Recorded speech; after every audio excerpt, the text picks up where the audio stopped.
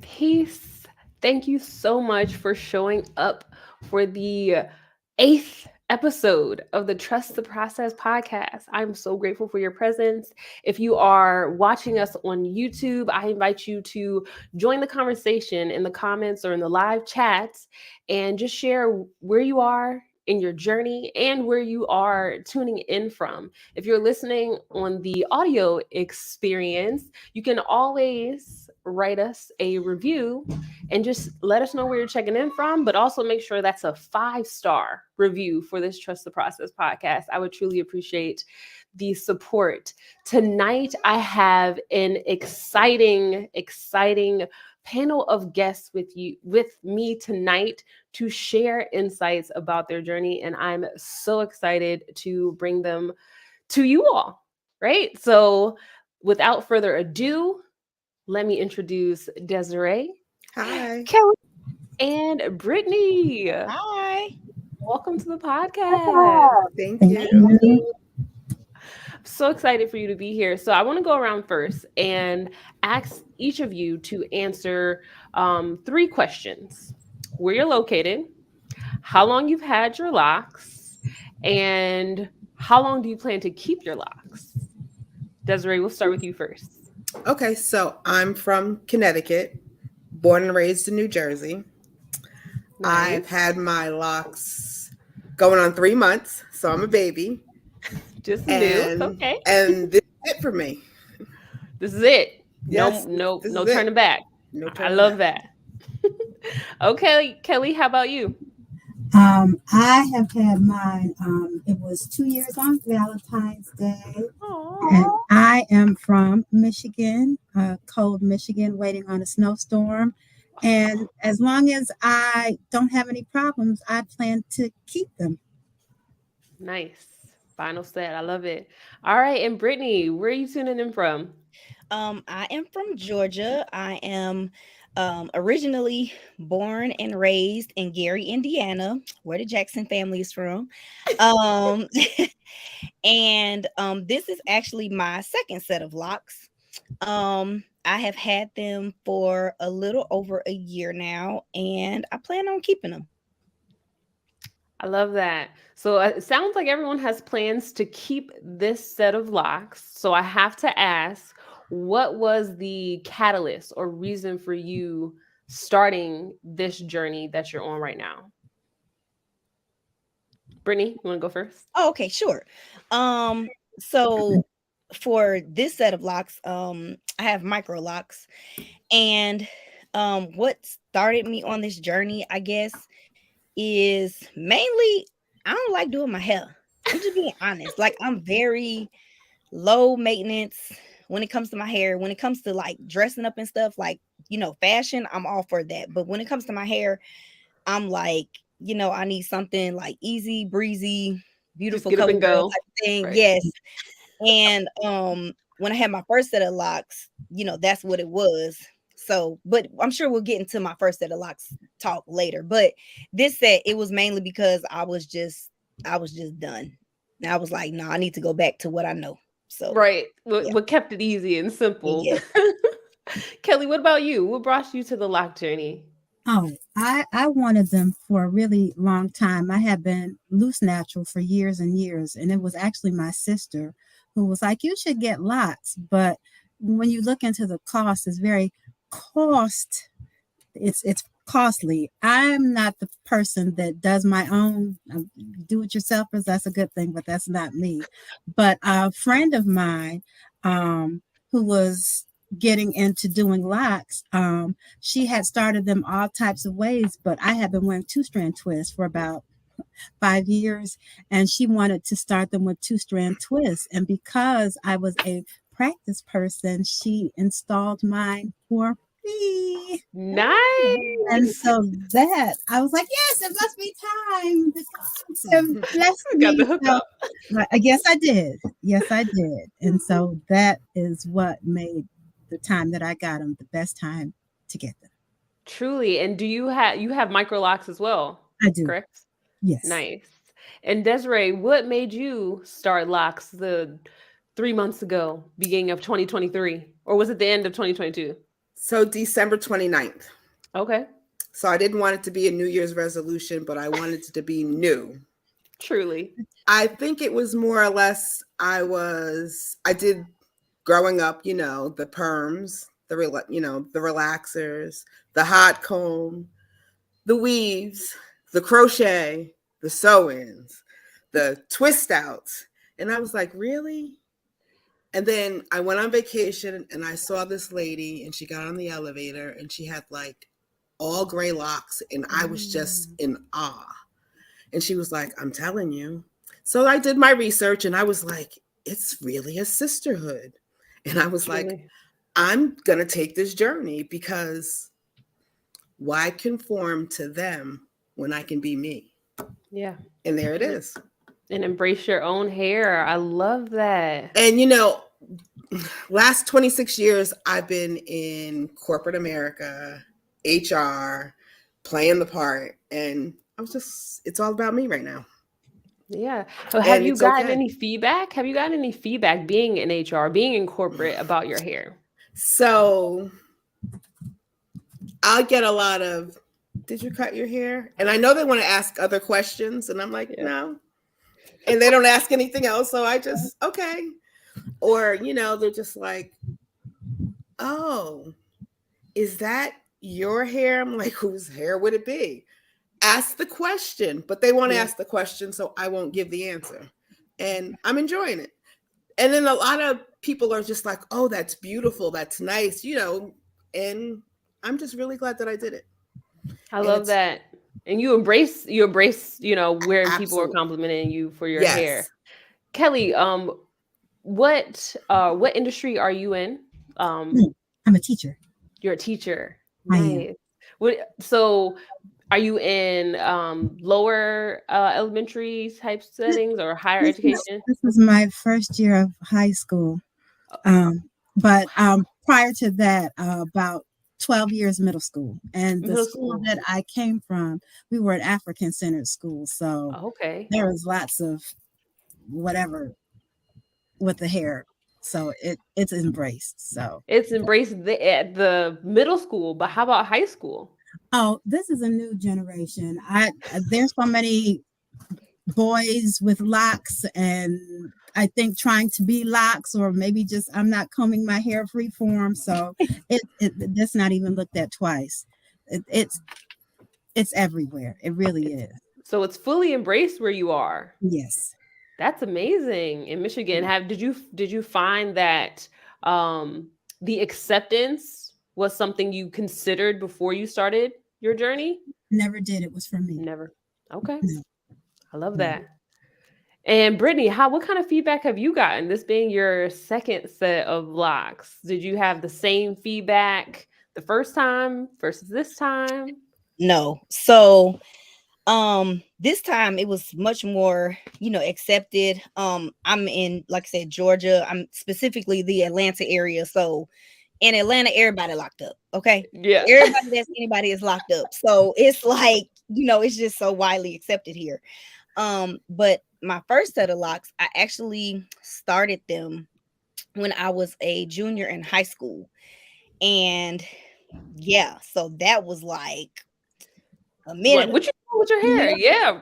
But also when nobody was like locking their hair, nobody was like doing naturals. So like the process to that was I used to, me and my sister, we used to perm our hair a lot because we really didn't have people to do our hair. So my sister, she's actually really good at doing hair, but we ain't know what we was doing back then.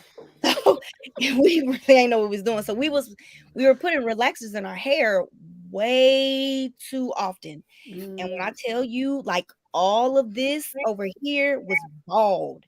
All of this, up in here, was bald, chunk, bald in the bald. It was bad. And so I was like, I can't keep doing this. So I asked one of our older friends or whatever, she lived in an apartment complex with my grandma. And I asked her, I was like, would you cut my hair? And would you just do a texturizer? Cause I had been researching natural styles, and my hair listen, I tell people, I know they say like 4C, I say mine is 4E. Okay. So Corey. yes, I say mine is on that other side. So I was like, trying to research like how to manage natural hair and stuff. So I came across texturizers and I was like, okay, this looks like I can do something with it. And so I asked her to take me to get my hair cut because it was like a little beauty school like down the street from us. So she took me. I went ahead and got all my hair cut off, like all the perm, just straight cut off. Just did it. Big chop. Just did it. Yeah, like big chop. Like, and again, this is back when I'm a junior in high school. Nobody was doing this. Like, this was early 2000s, like 2004, 2005. Literally nobody was doing this. So did the big chop. And then she put a texturizer in it to make it look all, cute and curly, like curly type of thing. Yeah. And I thought I was flying cute. Did it over the weekend. When I tell you I went back to school, them people was like, oh, what did you do to your hair? You cut your hair? Oh, it's cute. Question mark. Trying to make me feel bad. But I already knew.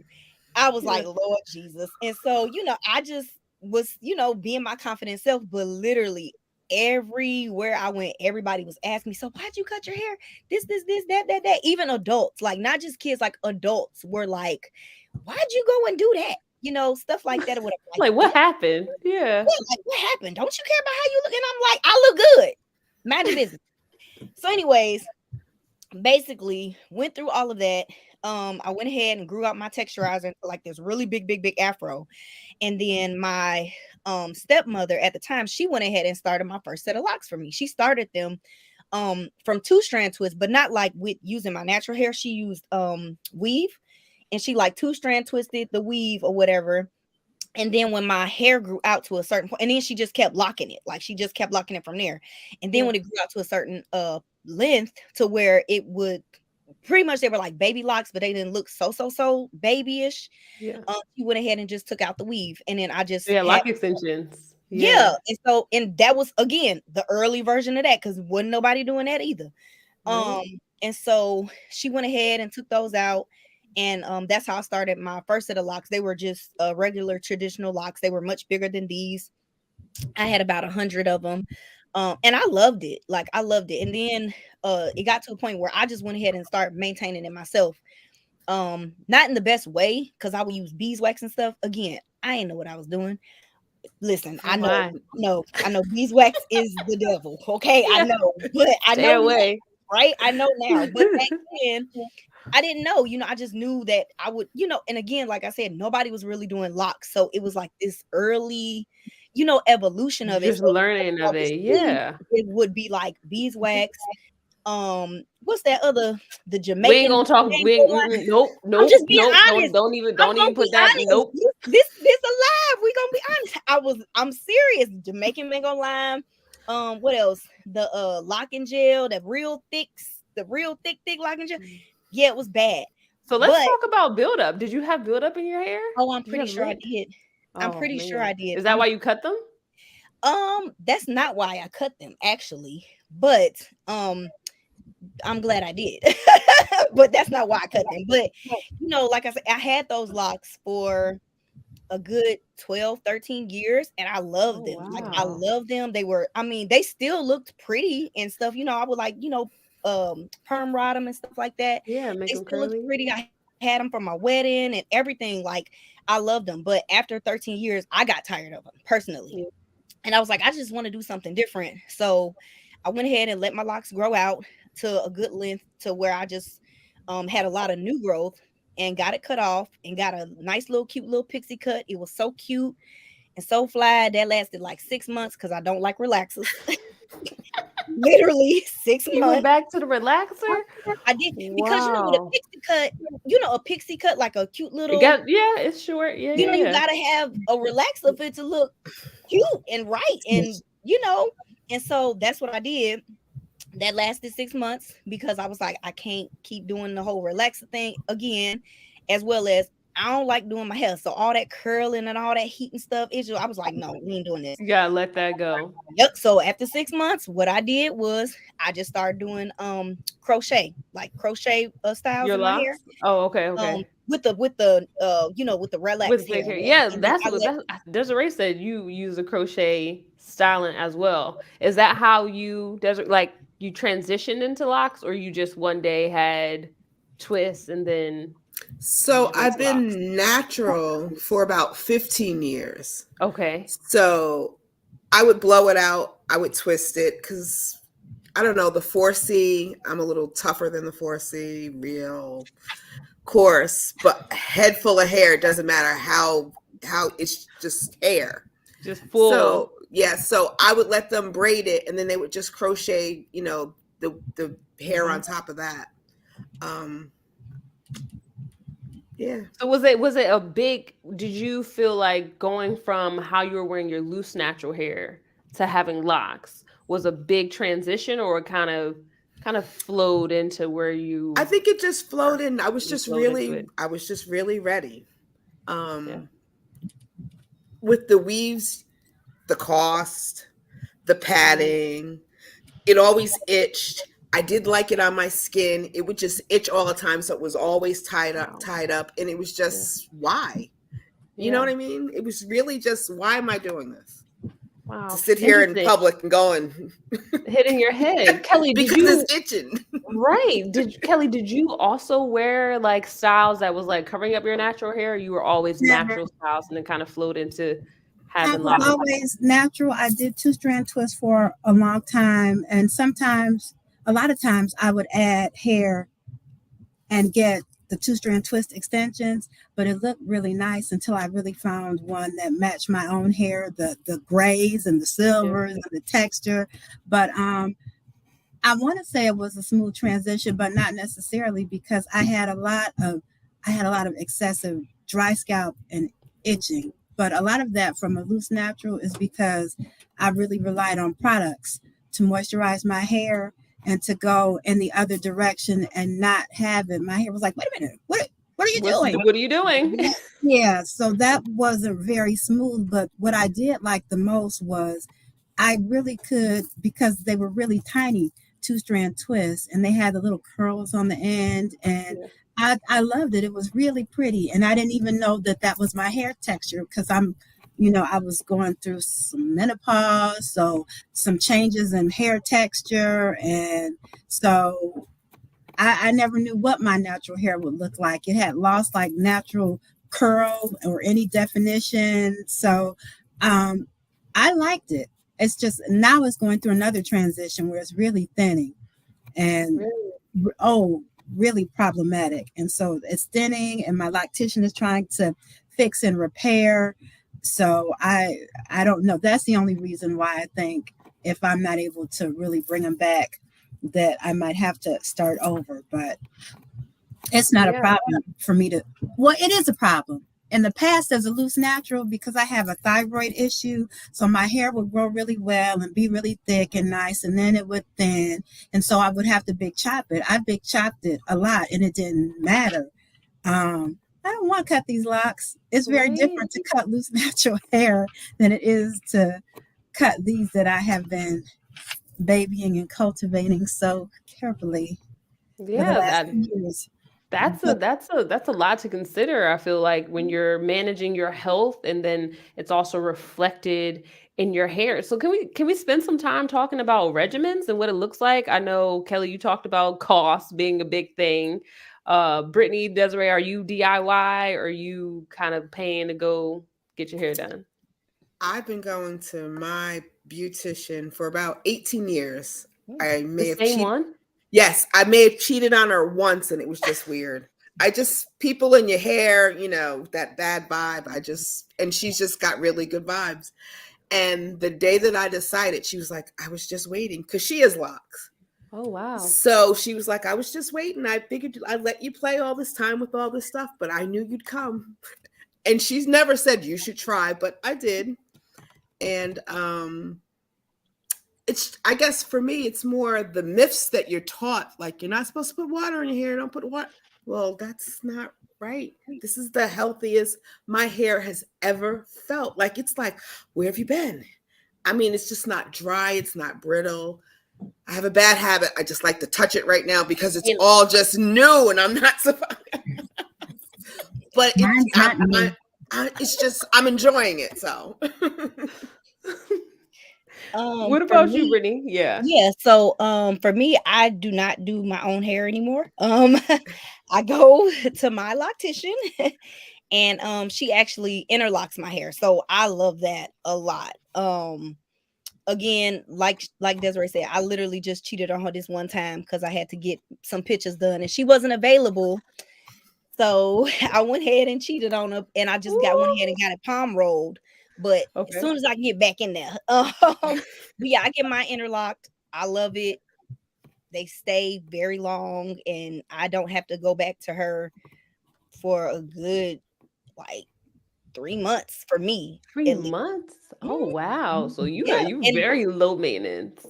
oh yeah, and she does a great job. Like she really tightens them up, and and they're not tight and everything like that. And as far as like what I put in my hair, I literally just put water and oil. That's it. Specifically the miel mint type of whatever that mint oil is, and I literally just put it in a spray bottle, shake it up, and do that and spray it on there, and it works for me.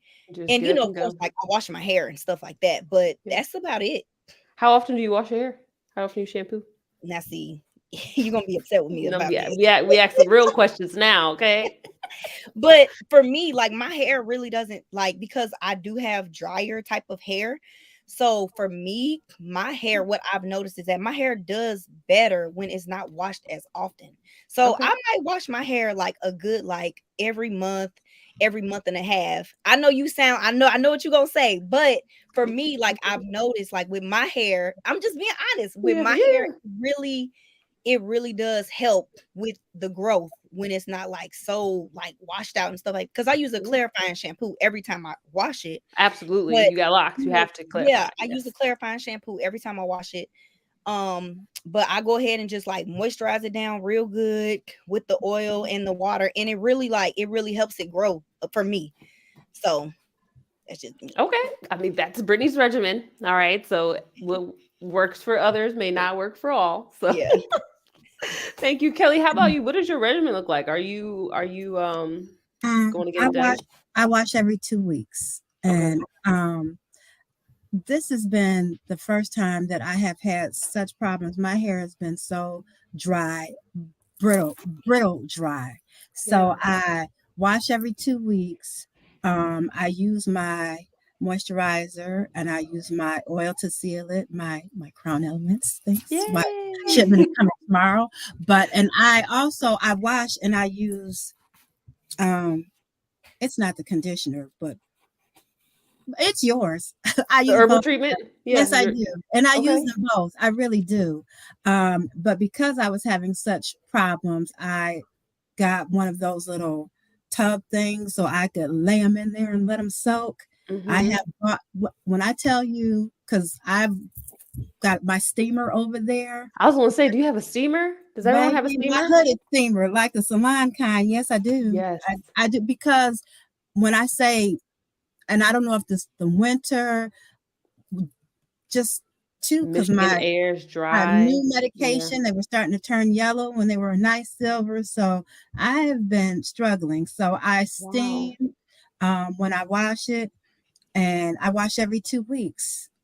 And every other day, I use the moisturizer. And on the day that I don't, rose water, because after you sleep at night, I just to shake them out and fluff them up. Yeah. But that's the only thing that I do. But this is just a really problematic time. So just trying to figure out a new and different regimen to Yeah. bring To them get back them to bring them healthy. back to life. Because Yeah. some of them are so short because this was so thin. She kind of like brought this part up and used a little. So some of them are like this long where they've been, I don't know. Yeah.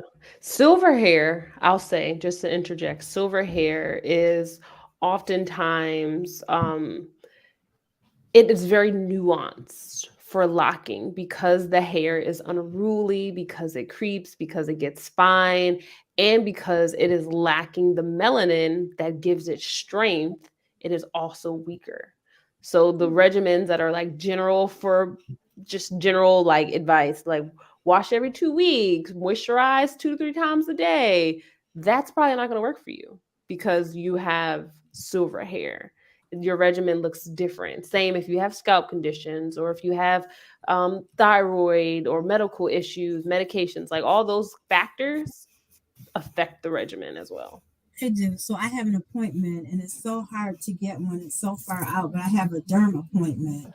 But my loctician, and she's like family, but she's very clear. She's a loctician. She's not a licensed cosmetologist. And so there are some things that she might consult with other people to give me to try, but not a lot. She won't even wash my hair because she's not, and I would love her to wash it because I would rather not.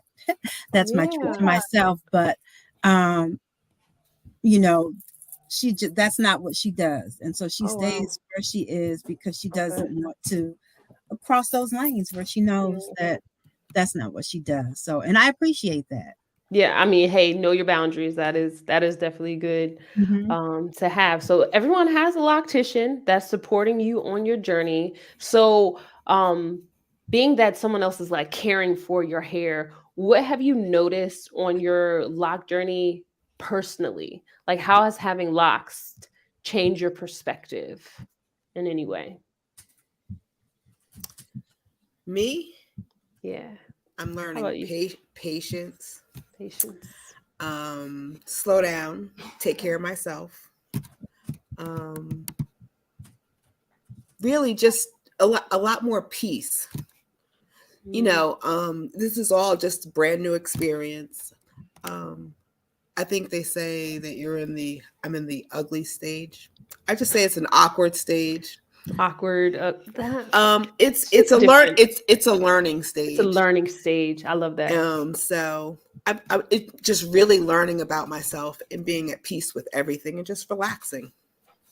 Does your loctician encourage you to look for these lessons, or you find that you notice them yourself? Like you just.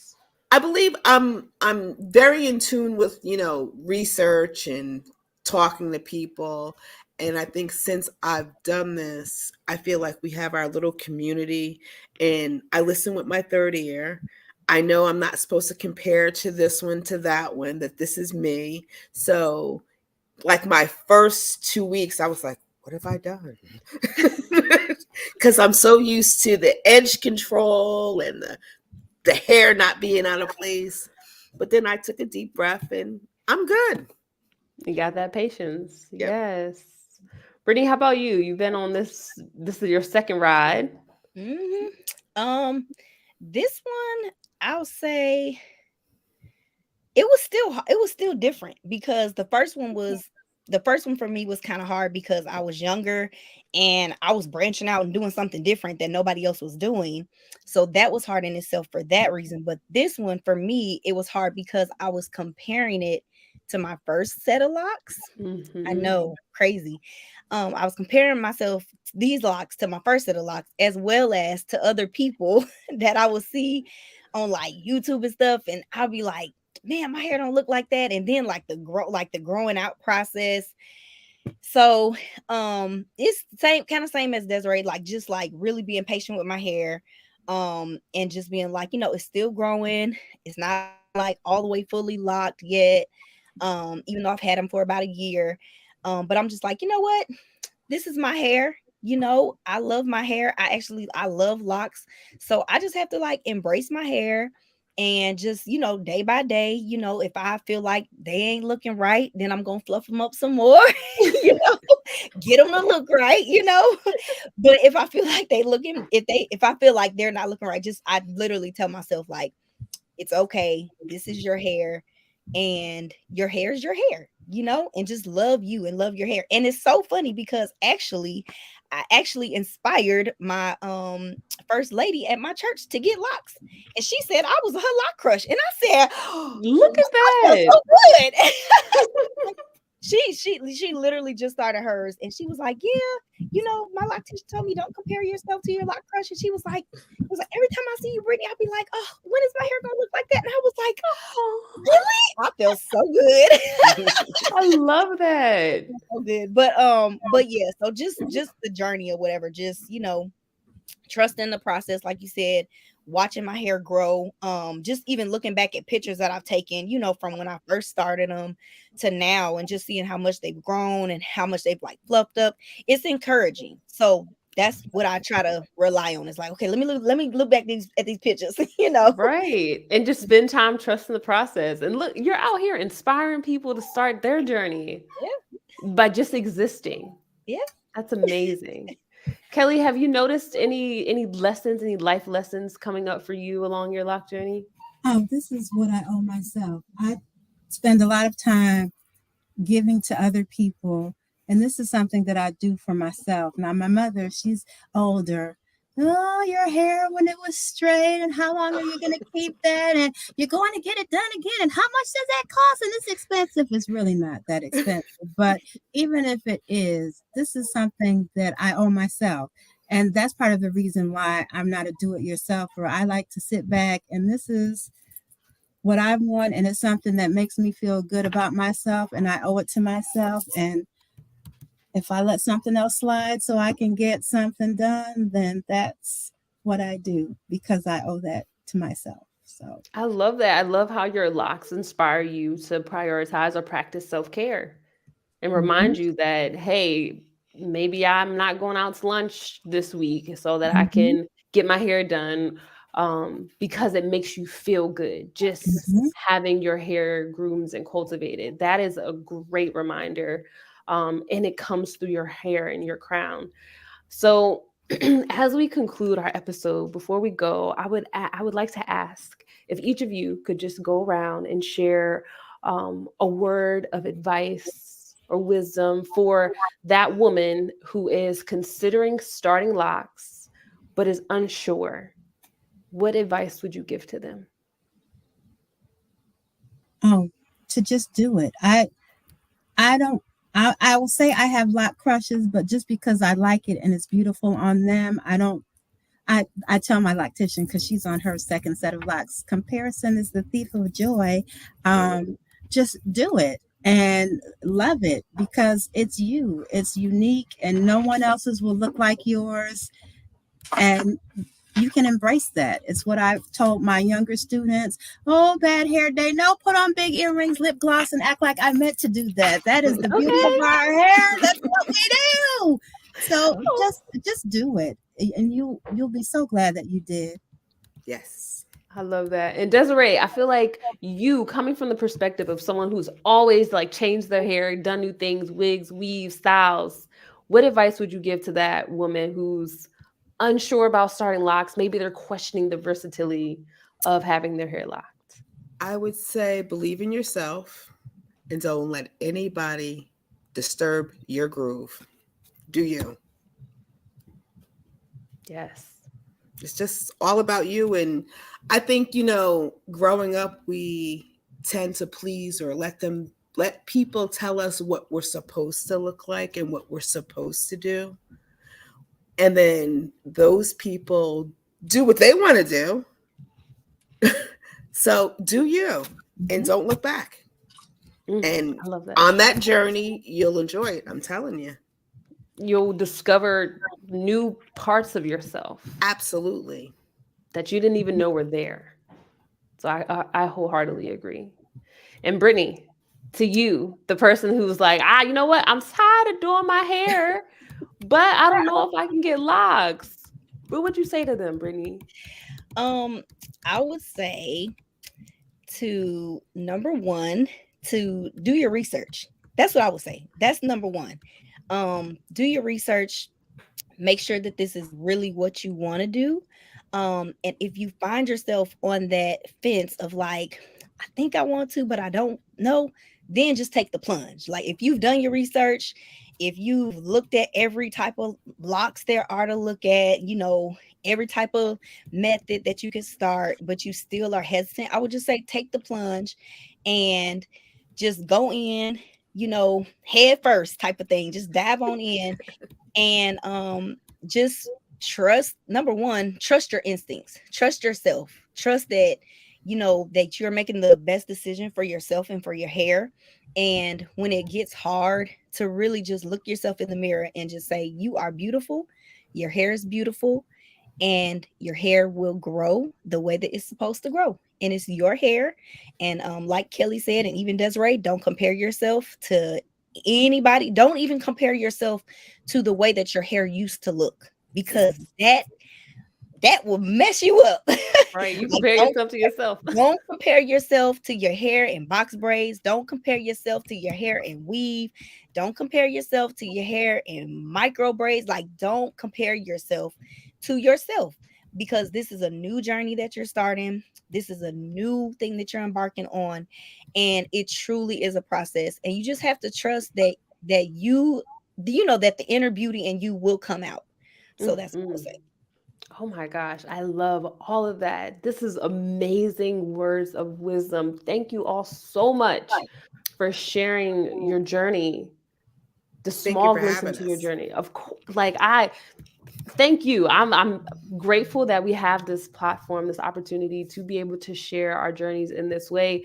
The way, Brittnee, you've inspired someone to start Locs that's like right next to you. You don't know who you're reaching right now online by just showing up. So thank you, thank you, thank you.